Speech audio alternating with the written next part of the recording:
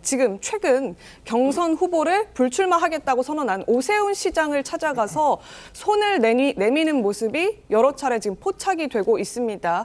어젯밤부터 오늘 점심까지 오세훈 서울시장의 식사 약속 모두 국민의힘 경선 주자들로 꽉 채워졌습니다. 어젯밤에 홍준표 후보 만났고요. 오늘 아침 7시 반에 김문수 후보 만났습니다. 오늘 오전 티타임으로 나경원 후보 만나고 점심은 또 안철수 후보랑 먹는다고 하는데 지금 어제 오전 잇따라서 지금 오세훈 시장이 경선 불출마 선언한 이후로 한동안 일정이 없다가 저렇게 줄지어서 만나는 이유 어떤 배경이 있습니까? 오세훈 시장이 불출마 선언을 하면서 그런 말을 했죠. 그게 꼭 나일 필요는 없다. 거기서부터 출발을 해야 된다. 그래서 어떤 자신이 지금까지 그 지향을 했던 약자 동행과 같은 그런 서울시의 정책들 그런 것들을 계승할 수 있는 후보들에게 힘을 실어줄 생각이 있다라고 이야기를 했거든요. 네. 저는 그런 어떤 목소리가 우리 당의 좀 책임 정치라는 측면에서 많은 울림을 가져왔다라고 생각을 합니다. 그 연장선에서 이 홍준표 전 시장에 대해서도 이제 방문하고 서로 만남을 가진 건데요. 이제 USB를 건넸다라고 하지 않습니까? 네. 그 USB에 이제 자신의 어떤 서울론을 비롯한 서울시의 정책들이 많이 담겨 있다라고 하더라고요. 그래서 오세훈 시장이 불출마 선언을 하면서 이야기를 했던 것처럼 자신의 정책 그 지향을 더 잘 실현시켜줄 후보들을 지지를 하겠다라고 한 그런 일종의 시험대의 후보들을 올리고 있는 것이 아닌가라는 생각이 들고요. 오는 경선에서 그런 오세훈 시장의 비전과 정책들을 얼마나 잘 보여주는가를 보고 나서 최종 지지 후보를 결정을 하겠다라는 메시지를 던진 것으로도 볼 수 있을 것 같습니다. 실제 네. 그럼 오 시장이 만난 저 4명 가운데 본인이 공개적으로 나 이 후보를 지지하겠다. 경선 과정 중에 오 시장이 그렇게 공개적으로 선언할 가능성도 있을까요? 저는 충분히 가능하다라고 보고 있습니다. 왜냐하면 이제 불출마 선언을 한 오세훈 시장뿐만 아니라 원희룡 전 장관 같은 경우에도 불출마 선언을 했죠. 이제 그런 분들 같은 경우에는 이제 경선과 선거라는 것은 후보가 의리될 수밖에 없는 거거든요. 더 많은 사람들의 설득을 얻어야 되고 더 많은 세력을 얻어야 되는 상황이기 때문에 그런 것들을 지켜보면서 힘을 실어줄 후보들을 저는 결정할 거라고 보고 있습니다. 네. 어제 저녁에 홍준표 전 대구시장이 오세훈 시장과 만남을 가졌죠. 여러 가지 얘기들을 오고 갔다, 했다 얘기가 전해지고 있습니다. 그리고 만남이 성사된 이후에 지금 김대식 의원이 대변인 격으로 나와서 이러저러한 얘기를 했는데 직접 한번 들어보겠습니다.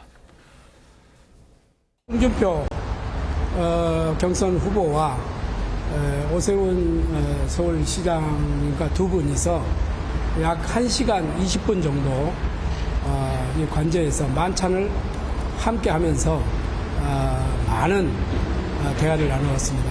특히 오세훈 시장님의 이 공약인 약자와 동행 이 부분에 대해서 심도 있게 의견을 나누고 홍준표 후보는 오세훈 시장의 이 쌓아왔던 공약 이것을 그대로 받아서 이 공약으로 실천할 수 있도록 우리가 하겠다 이런 말씀을 나누셨고 공약집과 USB까지 건네주면서 꼭 성공을 해달라 이런 부탁의 말씀도 있었고.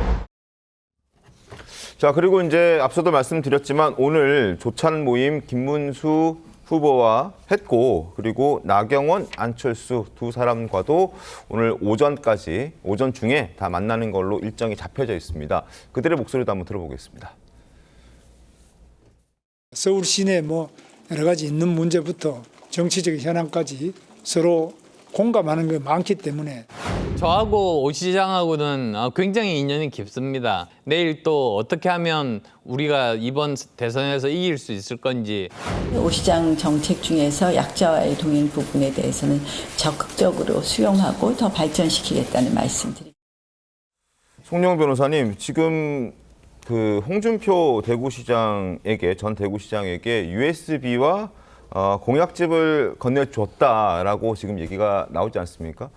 다른 사람들한테 저 USB와 공약집을 안 주면 홍준표 전 대구시장을 지지하는 뜻으로 해석될 수도 있을 것 같은데 어떻게 보십니까? 지금 오세훈 시장이 4명의 경선 주자들을 연이어서 만나지 않습니까? 네. 그런 점으로 봤을 때 오세훈 시장이 저는 특별하게 어느 한 후보에게 힘을 실어주지 않을 걸로 봅니다. 그리고 반대 다른 의견이시네요. 그렇죠. 그 USB를 줬다고 하지만은 그 USB에 엄청나게 새로운 내용이 있다기보다는 오세훈 시장의 약자와의 동행은 사기 서울시정에서 일관되게 추진해온 그런 기치 아니겠습니까? 네. 그렇게 추진해왔던 정책들이 이미 공개되어 있는 것들이 담겨 있을 가능성이 높다고 보고요. 그리고 정치에서 누구를 만나고 어떤 시간을 보내는가 하는 것이 그 자체로 메시지가 되는데 오세훈 시장이 4명의 경선 주자를 골고루 만난다고 하는 것은 결국은 나는 누구에게도 힘을 실어주지는 않겠다. 나는 중립이다라는 표현을 돌려서 하는 것일 수도 있습니다. 그러면은 USB도 모두에게 줄 가능성이 있는 것이고요. 네. 설령 USB를 주지 않더라도 어떤 사람과는 또 식사도 긴밀하게 했고 하기 때문에 결국에는 다 등거리를 유지했다. 이런 정도의 평가를 받을 수 있는 움직임을 보이지 않겠는가 하고 예상합니다. 네명 가운데 지금 한동훈 대표는 없는 것 같은데 한동훈 전 대표도 만날 계획이 있습니까? 그건 뭐 제가 정확하게 아는 바가 없지만 아마도 여러 경선 주자들이 다 만나고 싶지 않겠습니까? 참고로 한동훈 전 대표는 오늘 그 대구 일정이 있는 걸로 지금 공지가 네. 되어 있던데 아마도 제가 추측하기로는 일정이 맞는다면은 만나게 되지 않을까 하는 예상을 해봅니다. 근데 사실은 오세훈 시장이 지금 다 다른 후보들이 오세훈 시장으로부터 정책을 받겠다, 이렇게 정책을 전수받겠다 이런 얘기를 하지만 사실은 기대하는 건 중도층 그리고 또 오세훈 시장이 갖고 있던 어느 정도의 표심을 본인들이 땡겨오기 위한 목표일 텐데 실제 그게 좀 유의미한 수치로 이어질 수 있을 거라고 강선필 부위원장 어떻게 보십니까? 근데 사실 이 선거의 특성상 아무리 잠재적으로 기대치가 높은 후보도 출마 선언을 통해서 자기의 지지세를 구체화시켜야 됩니다. 그 말은 무엇이냐? 평소에는 도와주세요, 도와주세요 하면 현역 의원들이 다 도와준다고 합니다. 안 도와준다고 하는 사람 없습니다.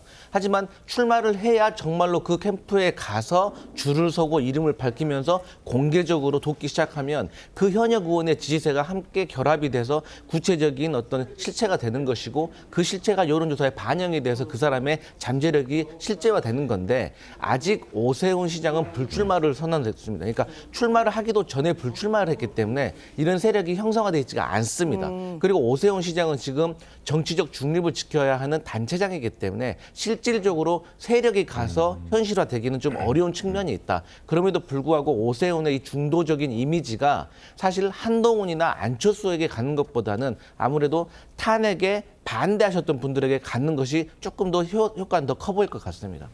알겠습니다.